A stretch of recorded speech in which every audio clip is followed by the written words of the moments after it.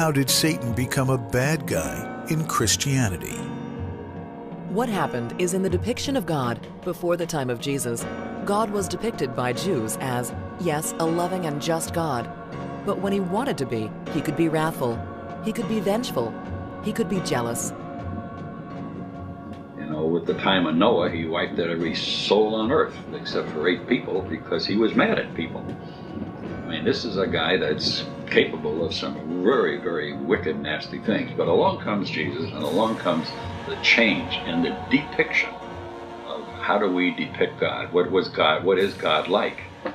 And of course, they came up with charity, love, and compassion.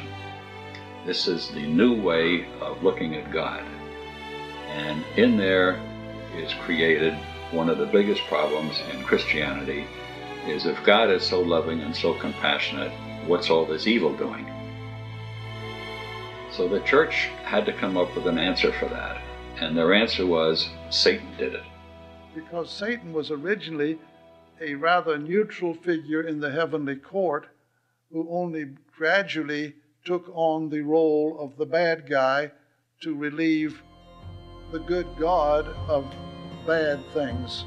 All of the bad things were pushed off onto Satan to whatever extent they couldn't be blamed on Adam and Eve.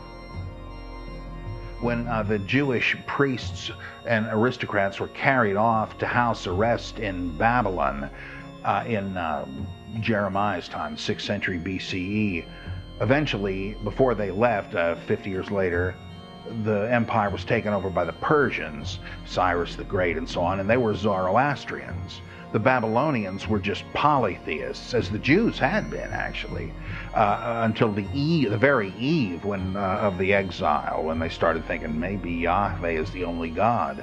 But once they thought that, and they meet up with the Zoroastrians, they say, hey, this sounds pretty good. They've got a high god who is moral, Ahura Mazda, but there's also this guy, the anti-god, Ahriman, whose very existence explains where evil comes from. That's a problem with us. And so they decided, well, you suppose the Satan could be the origin of evil? Now, it turns out that in all the pantheons of the ancient Near East, there was always a god, a son of a god, who was always rebellious somehow, or wanted to dethrone the father. So you have that in Greek mythology with Cronus. You have it in the Enuma Elis in Mesopotamia, where the younger gods fight against Tiamat, and that god is Marduk.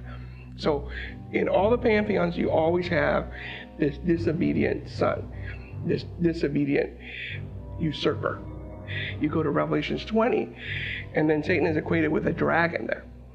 And the dragon, we even have pictures of that dragon with 7 heads, all the way back to the 2nd millennium BC. You know, even though he's mentioned in Revelation, we have that 7-headed dragon.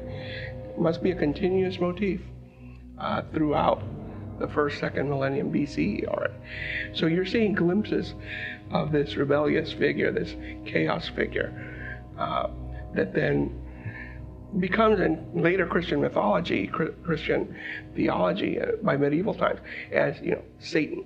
The word Lucifer means the bearer of light. Isaiah calls him the son of the morning. This is the same thing.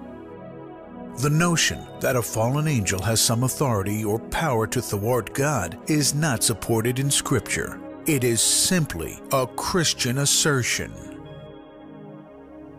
Satan was a fallen angel, and he was the guy that created evil, and somehow he was able to thwart God's will. Well, how does this hang? How does this hold up? How has this been sustained all these years? God, in every religion that there is that I ever heard of, could do anything. He's the creator of everything. So he's the creator of evil. And if he's a loving and compassionate God, why in the name of anything would he create evil? This makes no sense.